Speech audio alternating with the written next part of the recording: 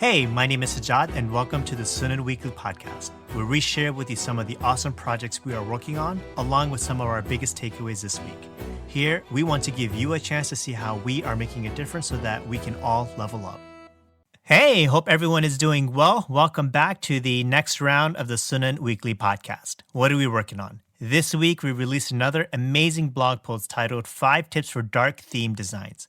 As mentioned in our last roundup, we have started seeing many popular applications and even mobile OS start offering dark mode as a color option.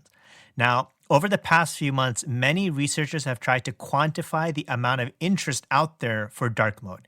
And according to many surveys and research, nearly 80% of users prefer dark mode for their operating systems and mobile OS.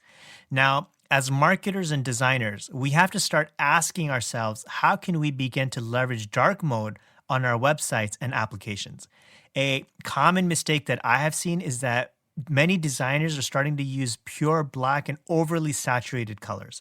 So check out the 5 tips to learn more about how you can use dark mode to provide a better user interface and a fantastic experience.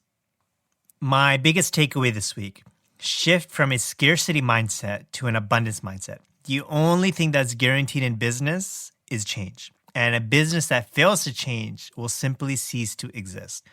You know, we've all heard stories of how Blockbuster, once a $4.8 billion company with 9,000 stores and 60,000 plus employees, simply vanished because they failed to innovate and adapt with time. On the flip side, there's many success stories of how companies that have managed to adapt and change have reached revenue and growth potential that they could only once dream of. You know, for example, take Uber Eats. Did you know that Uber Eats, the delivery service, is now bigger than the original ride-sharing service? That's crazy. Again, the only thing that's guaranteed in business is change. And how a leader responds to change says a lot about their mindset. Leaders who look at challenges as growth opportunities have characteristics of an abundance mindset. On the contrary, scarcity-minded leaders tend to close up and start tallying up their losses.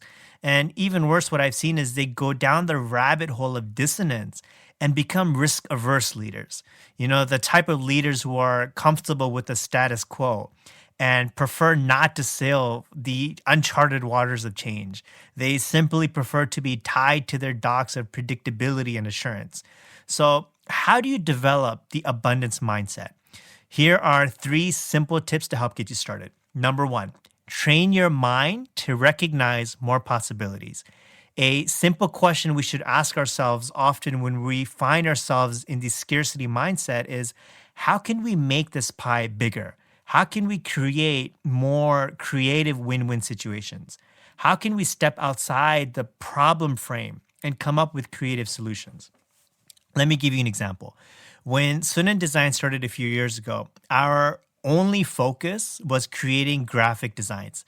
We saw a significant opportunity in this because many of our clients did not know what they could do with the designs to drive more awareness, the engagements, the sales, and whatever they're trying to accomplish.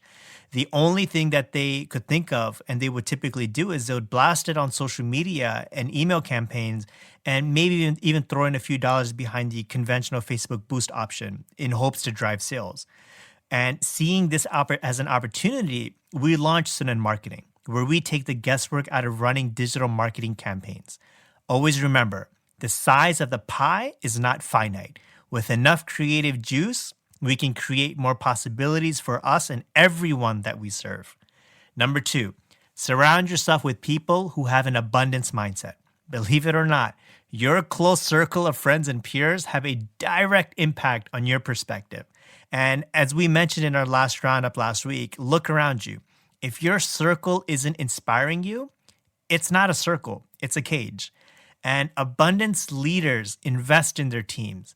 They see the value in their personal and professional development.